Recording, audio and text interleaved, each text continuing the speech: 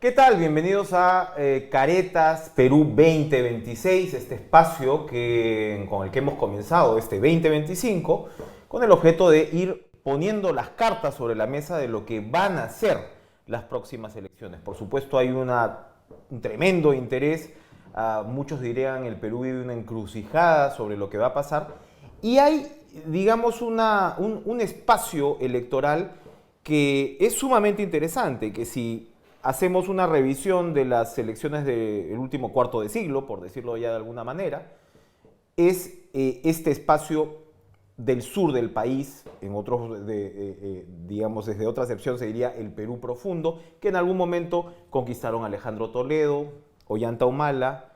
Verónica Mendoza se acercó en esa elección, pero, digamos, insólitamente en ese momento Pedro Pablo Kuczynski peleó también en buena medida esos espacios y qué duda cabe, en el 2021 Pedro Castillo fue el que se impuso sobre esa población electoral. Muchos dicen que hay candidatos con posibilidades en ese espacio, como Antauro Humala, que ahora mismo tiene su posibilidad restringida por el Poder Judicial. Él está haciendo sus recursos de apelación. Está también el congresista Guillermo Bermejo. Y qué duda cabe, está el congresista Guido Bellido, ex primer ministro, que tiene, si bien llegó con Perú Libre a este periodo, tiene al partido Pueblo Consciente en espera de inscripción con tantos otros. Y sin duda él se mueve en ese espacio y tiene una actividad intensa. Vamos a preguntarle al congresista Guido Bellido cómo ve ese panorama, dándole la bienvenida, congresista. Muchas gracias por estar con nosotros. Muchas gracias, Enrique. Te agradezco la invitación. Un saludo muy especial a todas las personas que se están conectando a esta entrevista y manifestar que el escenario 2026 es un escenario que puede dar una gran oportunidad a nuestro país para dar un giro respecto a los últimos 10 años de la política, que ha sido bastante turbulento. Se requiere que exista mayor estabilidad en el escenario político, porque cada vez que se presentan estas vacancias, los cambios, sectores que no respetan los resultados electorales, quien pierde es el país, ¿no? Entonces yo creo que se va a presentar un escenario aparentemente bastante disperso, porque va a haber un número importante de partidos políticos, pero hay una norma que ha salido que da la posibilidad de que de más o menos 45 partidos políticos puede terminar 15 partidos políticos, porque vamos a tener la posibilidad de que los partidos puedan hacer alianza y ya no son penalizados cada vez por una alianza. Se castigan las alianzas. Así es, ¿no? Con un porcentaje más, sino una alianza de un partido entre dos partidos o 10 partidos sigue necesitando para pasar la valla electoral un 6%. Entonces yo creo que eso le da muy buena oportunidad de poder buscar consensos los diferentes sectores, y viendo eso considero que van a presentarse al menos con gran posibilidad 15 partidos políticos o 15 alianzas, y de ello 15 y no 50. Pasarán un promedio de 7 o 8 partidos políticos con presencia tanto en la Cámara de Senadores y en la Cámara de Diputados. Ajustemos ahí un poquito cómo va ese proceso en el Congreso efectivamente para realizar las modificaciones que usted señala y que sean válidas antes de las próximas elecciones. No, ¿Cuál debería ser? Sí, en realidad ya se aprobó. Ya se aprobó la norma, ya se va a promulgar uno de estos días seguramente, y con eso se está dando un paso adelante, y además se va a ajustar todavía toda la norma electoral hasta antes de la convocatoria a las elecciones del 2026. Así que todavía hay tiempo, incluso se va a dar algunos retoques y alguna Esto debe ser hasta abril, ¿no? Me parece que hasta abril. Hasta antes de la convocatoria. Abril es absolutamente clave, ¿no? Esa es la fecha. Sale la convocatoria, las reglas del juego ya están dadas y todos se tienen que ajustar a eso, ¿no? Congresista, usted lo conocimos, o el Perú, en realidad el resto del Perú, no su base política exactamente, pero el resto del Perú lo conoció prácticamente como congresista electo y como primer ministro. Si usted tiene que resumir su formación política así, en cortito y en directo, para que la gente pueda conocerla más, ¿cuál sería esta? Bueno, primero, yo desde desde la preparatoria siempre he sido En Cusco. así es, un joven bastante identificado con los problemas sociales. Siempre soy de las personas que frente a cualquier hecho sale con propuestas, plantea ideas y eso ha sido mi móvil y eso es también de tema, digamos, de la familia, ¿no? Porque recordemos que todos somos producto de la sociedad, pero también de la familia, y en ello tengo una mamita, mi madre, que siempre es activa dentro de la comunidad y nosotros vamos asimilando. ¿Cuál era esta comunidad? No, En la Cusco comunidad mismo, Tehuincha, sí, ya, sí, en mi distrito de Libitaca. Así que por ahí vamos formando el carácter y ese sentimiento que también es más allá de un tema de oportunidades y demás, sino es buscar ayudar a los demás a solucionar los problemas. Entonces, ahí en la vida universitaria yo me he involucrado bastante en los diferentes problemas que presentan los estudiantes. Bueno, en una universidad que tiene casi 21.000 estudiantes y casi 50 carreras profesionales, pues, cada día se presentan diferentes hechos, ¿no? Ahora, usted llega con el gobierno de Pedro Castillo y claro, lo que en su momento se dijo es que el plan de gobierno de Perú Libre, uno lo leía, más allá de las interpretaciones, adjetivos, donde esté uno ideológicamente, uno leía y uno podía colegir que el plan de gobierno era de una propuesta comunista. ¿Usted se autodefiniría en esa esfera ideológica? No, eso es totalmente falso, que sea un...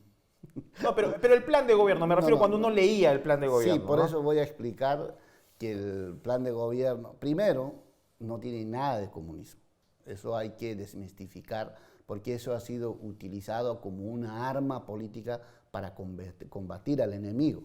Porque cuando le dices comunista, prácticamente le estás quitando lo que realmente debes entrar al debate de cómo vas a hacer esa propuesta, con qué dinero vas a hacer, en cuánto tiempo lo vas a hacer. O sea, ya no entra, sino simplemente cierras la posibilidad de poder debatir y dices si es comunista o no es comunista. Y yo te ratifico aquí que no tiene nada de comunista. Y te doy un ¿El plan de gobierno no tenía nada de comunista o su ya. formación? A eso me refiero, porque podemos leer el plan de gobierno. El plan de gobierno sí. no tiene nada de comunista, primero. Y segundo, te lo digo, que no existía un plan de gobierno. Revisa. Eso es otra cosa. Por eso, ¿ves? Por eso es que se está hablando piedras. Revisa el portal del Jurado Nacional de Elecciones, donde no existe un plan de gobierno. ¿Qué es lo que se ha subido? En reemplazo de plan de gobierno, se ha subido un ideario que había sido aprobado antes de la pandemia. Eso es lo que... ¿En qué momento se suma Perú Libre en eso? No, yo estoy desde 2017, 16. Pero usted ha salido de Perú Libre. Entonces... Pero está bien, pero te lo estoy indicando, que no se tenía un plan de gobierno, lo que se tenía es un ideario político, la que tiene, más o menos tiene 75 hojas, la que ha sido íntegramente subido. Entonces, dentro de ello hay ideas generales. Que se restringía, por ejemplo, la libertad de prensa. Hay ideas generales. Entonces, la verdad, en la segunda vuelta han hablado piedras y obviamente con querer hacer ganar a Keiko Fujimori han forzado las cosas. Sí se puede criticar que no se tenía un plan de gobierno específico, un plan de gobierno determinado, con tiempo, por supuesto. Ahí pero nunca se ha entrado en eso, cuando debieron entrar a eso. Entonces, bueno, todo el debate texto estaba ahí, estaba ahí. No, por eso. La oposición o quien fuera no tenía por qué reinterpretar lo que estaba ahí, estaba ahí. Claro, pero el problema... Era un programa firmado por Vladimir Cerrón, además. Es que uno estornuda, dice, ese es un plan comunista, y todo el mundo repite. Entonces, jamás analizaron ni evaluaron. Entonces, eso... Lo que se ha presentado ante el jurado no es un plan de gobierno, sino es un ideario. ¿Por qué toma distancia Guido Bellido de Perú Libre, eventualmente? Bueno, no, el tema es concreto. Yo he planteado dentro del partido un mecanismo de trabajo organizativo y mi planteamiento en realidad ha quedado, digamos, no ha sido asimilado, se ha planteado otro tipo de trabajo y consideraba que mi participación ya había acabado. Eso es muy importante, pero ¿nos puede, digamos, narrar un poquito los puntos de quiebre, dos o tres? Sí, claro. No, entonces ya había terminado y yo dije, doy un paso al costado. ¿No? Eso es simple, porque estar en un partido político es de voluntad propia, entrar y salir. Y lo concreto, ¿de cuál era? ¿No? Yo planteaba que hay que ampliar la base social y desarrollar un trabajo mucho más vinculado a los diferentes sectores sociales. O sea, eso era la idea. No quedarse en una línea, digamos, ideológica que podía ser identificarse con Perú Libre. No, ir más allá. No, es importante quedarse, digamos, que tener una postura, pero lo que sí es importante es que hay que articular y hay que atacar los diferentes problemas. Entonces, eso, lo que yo he planteado, se va a ver más adelante en la práctica cuál realmente es mucho más potente y cuál es lo que tiene resultado. Ampliar la base social. ¿Cómo entonces, desde su perspectiva, desde su propio partido, si es que se llega a escribir, plantea usted abrir la base social para la campaña del 26? Sí, o sea, en realidad... Porque usted va a ser candidato, claro, ¿no? O eso es lo que está planteando. No, esa es una posibilidad que se puede dar. Podría ser parte de una alianza No, también. que se podría dar una posibilidad, pero eso, imagínate, en este momento, no puedo yo, como algunas personas, decir, no, yo soy candidato, 3 doritos después termina y ya no soy candidato. O sea, hay que esperar el momento para cumplir todos los requisitos y serla. O sea, ahorita hay infinidad de posibilidades, pero hay mucha gente por gusto se limpia la boca antes de comer. Y yo tengo que ser responsable. Eso significa que cuando exista la convocatoria, si el partido que estamos impulsando cumple todos los procedimientos, entonces está garantizada su participación en 2026. Si no, se verá alguna posibilidad, porque el tema no soy yo, sino hay un conjunto de jóvenes, hay un conjunto de ciudadanos de las diferentes comunidades campesinas, ronderas, frentes de defensa, magisterio, sector salud, que empatizan y se han organizado. Y a mí me han invitado, yo también me he involucrado con ellos, y ahí estamos apoyando principalmente en orientaciones y en la experiencia que nosotros hemos tenido en los procesos electorales que hemos participado anteriormente, ¿no? Repasemos algunos puntos para que usted nos comente un poquito dónde se para frente a estos. Inversión privada. Mira, la inversión privada, por ejemplo, eso es absurdo que decían, ¿no? Cuando se participó el 2021, que te van a quitar tu casa, tu carro, eso es una estupidez completa. Pues nada de eso se ha dado, porque tú tienes que actuar dentro del marco constitucional. Y el marco constitucional en 24 horas o el día que asumes no significa que cambia en automático, ¿no? Tú tienes que moverte. Pero cambia a lo largo del tiempo. No. Tienes que moverte dentro de la economía que está establecido, dentro del Estado de Derecho que está establecido. Y tenemos una economía social de mercado que obviamente tiene una de las falencias graves, que es la corrupción, ¿no? Ese es un elemento fundamental a donde hay que combatir. En el proceso, nuestra Constitución tiene que mejorar, tiene que adecuarse a estos nuevos tiempos y tiene que incorporar elementos importantes para que la economía se fortalezca, para que la producción no esté paralizada, es otra cosa. Impulsaría una constituyente. Por eso, es otra cosa. En el mediano plazo. Mira, Fujimori ha impulsado una constituyente, ha modificado más de 60 artículos y nadie ha dicho nada. Cierto, pero no ha modificado el capítulo económico. Usted convocaría una constituyente para modificar el capítulo económico. El capítulo económico no puede ser un tema pétreo, ¿no? O sea, el capítulo económico tiene que estar de acuerdo a los objetivos que tiene el país. ¿Cuál es el objetivo del país? Primero, elevar su capacidad de darle valor agregado a sus recursos. Y segundo, que la producción no solo atienda al mercado interno, sino también externo, porque eso significa ingresos para el país. O sea, en la medida que nuestra capacidad productiva sea alta, vamos a poder atender a las diferentes demandas que tiene el país. Así que tenemos recursos, de lo que se trata acá en el país es trabajar y no entorpecer los trabajos. Y la economía social de mercado, al momento, todavía ni siquiera en nuestro país se ha podido aplicar a plenitud, y hay muchos estúpidos que siguen pensando, que dicen, no, ese planteamiento es comunista. O sea, mira, si quieres ganar, gana en el debate, pero con elementos reales. No le estés diciendo que eso es comunista, no tiene nada de comunista, mi estimado. De acuerdo. Durante el gobierno de Pedro Castillo, los primeros meses se retiraron del país el equivalente de más de 10% del PBI. O sea, se fue mucha plata. el inversionista no tenía confianza en lo que representaba Castillo.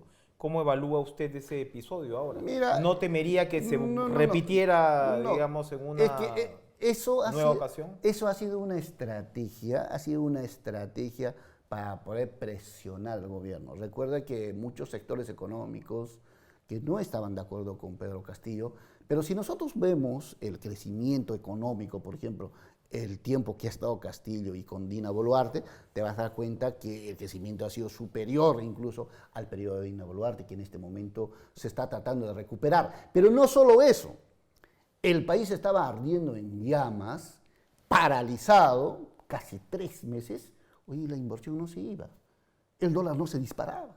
Porque dejaron al porque BCR no, también. no, a Julio Velarde. porque hay actores económicos que en la política y en las decisiones participan.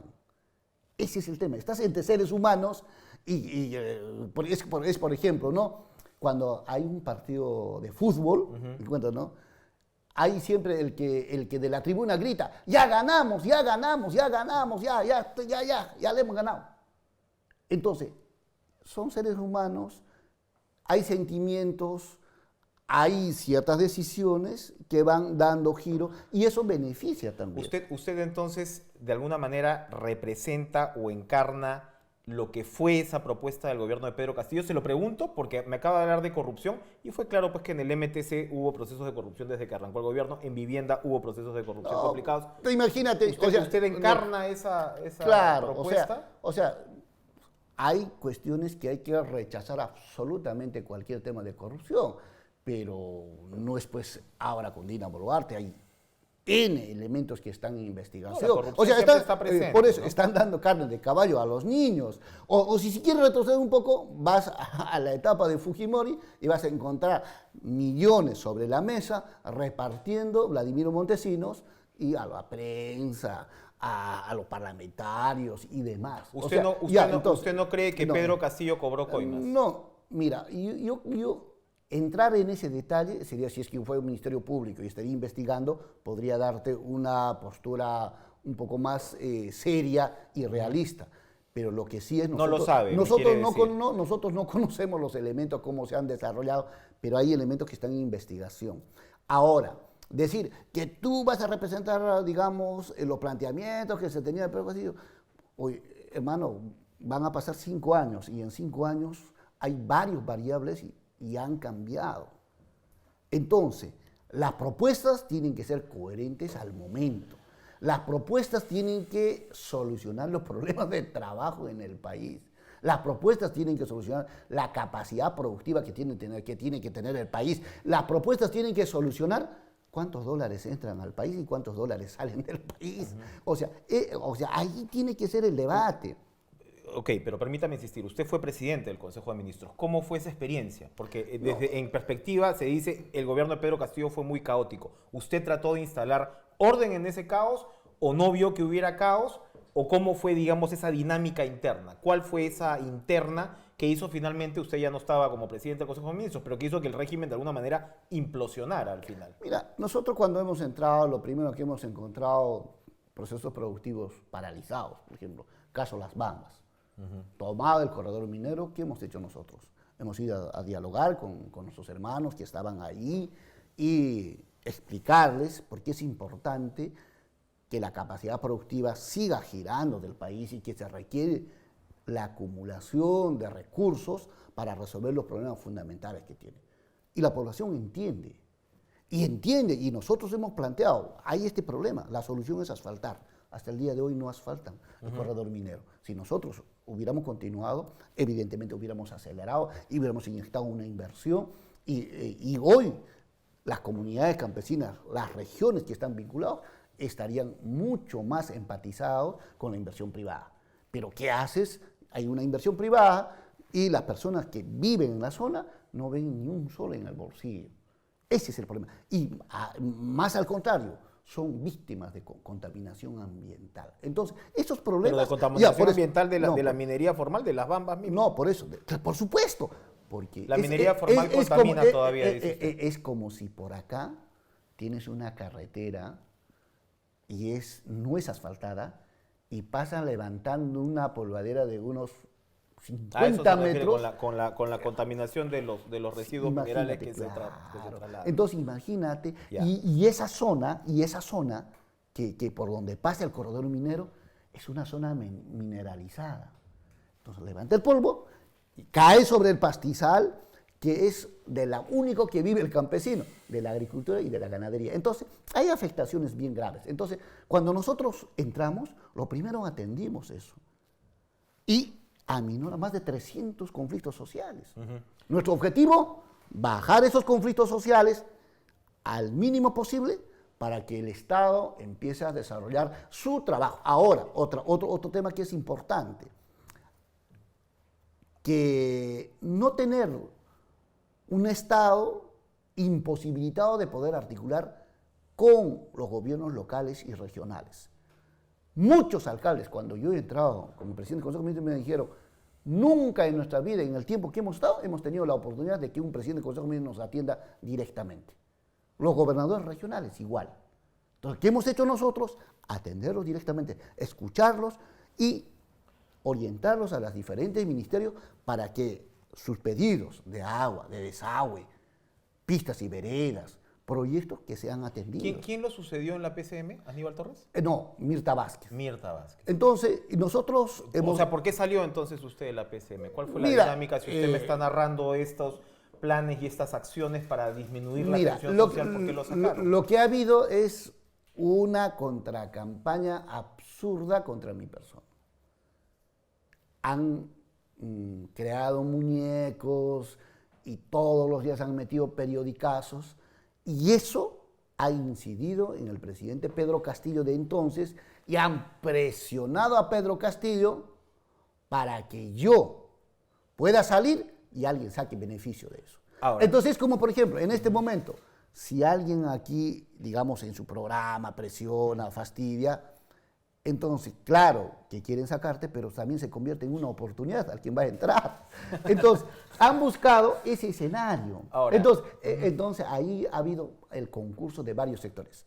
Un sector de los poderes fácticos que se tiene en el país, mal informado, con mala intención, entre otros temas, pero los otros que también querían sentarse en el mismo sillón que había asumido. Entonces, al final de cuentas, es un cargo de confianza, que no tiene una fecha de caducidad. En el momento que el presidente te dice, hasta el día de hoy, tú agradeces y sales. Volvamos al presidente y al corredor minero. Usted tiene redes sociales bastante activas, tiene un TikTok donde publica material constantemente y he observado que el video que creo que más vistas tiene, por encima de 700.000, es el video cuando usted celebra, con lo que usted dice sus compañeros mineros, cuando se extiende el reinfo recientemente.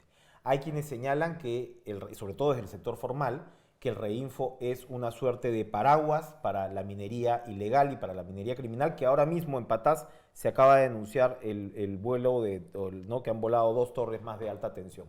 A ver, ¿cómo está usted ahí con el minero informal y no teme que esto de alguna manera se vincule a la minería ilegal? Primero hay que empezar por lo siguiente. ¿Hay economía informal en el país? Por supuesto. Casi el 70% es informal. Sales aquí a la calle y encuentras economía informal. La gente vive de la economía informal. O sea, primero hay que ponernos eso. Y segundo, es verdad que hay un sector a quien como país le hemos negado. Le hemos negado oportunidades de trabajo, le hemos negado educación, le hemos negado salud. Esa gente que le han negado todo, va al cerro, entra al socavón y con su esfuerzo, sudor y lágrimas saca un poco de mineral y eso vende. ¿Quiénes la reciben? Las empresas formales que procesan en toda la costa. Son esas empresas. Y esas las empresas, procesadoras que están en el borde de la ilegalidad también. No. Porque procesan mucho mineral ilegal. No. Todas las empresas. Claro, esas son legales, pero es parte del proceso de lavado. Todas las empresas que procesan son empresas formales. Formales son, pero, sí, claro. Esas empresas formales lo que hacen es reciben del minero artesanal y hay procesos. Y también del ilegal. No, por eso. Ahora, el ilegal. Y eso también es importante. ¿Qué sucede? La minería ancestral y la minería, y la pequeña minería artesanal, han venido trabajando desde mucho más antes, desde los incas. Vienen procesando, trabajando en diferentes etapas, bajo diferentes circunstancias. Un minero artesanal no se preocupa en estar haciendo denuncias, normas, nada. Dice, ¿dónde hay mineral? Va en ahí y va sacando. Y ahí se entera, un supuesto dueño aparece, oye, ¿sabes qué? Acabo de hacer, el Estado me ha concesionado esta área. Así que ahora tú eres ilegal, porque me pertenece a mí. Yo he adquirido derechos. ¿Cómo solucionar eso? Entonces, ese es el tema. Entonces, la única manera ahorita para solucionar esto es que esas empresas, por ejemplo, que hacen denuncio, primero deben tener una oficina establecida en nuestro país. Muchas de esas empresas no tienen una oficina en el país. Muchas de esas personas que denuncian no tienen una condición de estabilidad. Ese minero artesanal, ¿a dónde los va a ir a buscar? A Francia, a Canadá, a Suiza, a Estados Unidos. Entonces, ahí ¿Usted va a presentar una propuesta legislativa para que eso se revierta? Efectivamente, nos han solicitado algunas iniciativas que estamos evaluando. Por ejemplo, un pedido en este momento de un sector que trabaja en la minería artesanal es que existe el censo minero. Identifiquen quiénes tienen la actividad principal, la minería. ¿No se supone que el Reinfo debía funcionar para eso? ¿No se supone que era una especie de censo? Lamentablemente, lo que ha terminado. No, el Reinfo no ha servido nada. Pero usted ha celebrado su ampliación. No es que hemos celebrado, es que el Reinfo ha iniciado y no se ha culminado. Y si no se ha culminado, no es por la irresponsabilidad de los administrados, sino del propio Estado. No ha adjudicado el presupuesto que requiere. ¿Cómo es que nosotros, si hay una persona que está como pequeña y mediana empresa, sí lo acompañamos, sí le damos crédito, sí le damos apoyo? Pero cuando se trata de este sector, es discriminado, es estigmatizado, y no puede ser. O sea, por eso necesitamos un país que dé tranquilidad a todos los sectores, que le dé posibilidad de poder formalizarse, avanzar, y de esa manera tributan a nuestro país y con ello resolvemos los diferentes problemas que tenemos. Ahorita tenemos una déficit, una brecha tan alta, infraestructura y no pagan impuestos, pagan aproximadamente, según las cifras del ministro Arista, como 500 millones de soles de una actividad que en total genera aproximadamente 9.000 millones de dólares. Hay que formalizar. Es una cosa de locos. Hay que formalizar. No pagan impuestos. Hay que formalizar. Contaminan. Pero, a ver, cuando compran combustible, también pues pagan impuestos. Cuando compran un pan, también pues pagan impuestos. Okay. O sea, hay que decir, más allá del otro tema, claro que no pagan renta y demás, muchos de ellos, pero no todos, pero también cuando son consumidores finales,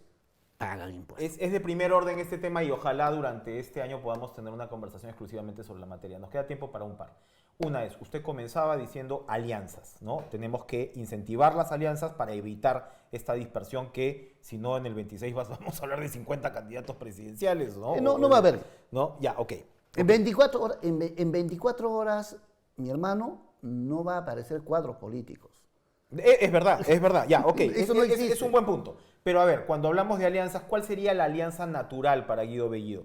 Antauro Humala, Guillermo Bermejo, Verónica Mendoza, le estoy dando tres, digamos que Johnny Lescano. ¿Podría usted sentarse en la mesa con esos 4 personajes o sacaría alguno de la conversación? Eso es hablar en la nebulosa. Nosotros vamos a esperar primero que el partido a la que me he afiliado cumpla todos los procedimientos ante el Jurado Nacional de Elecciones y se inscriba.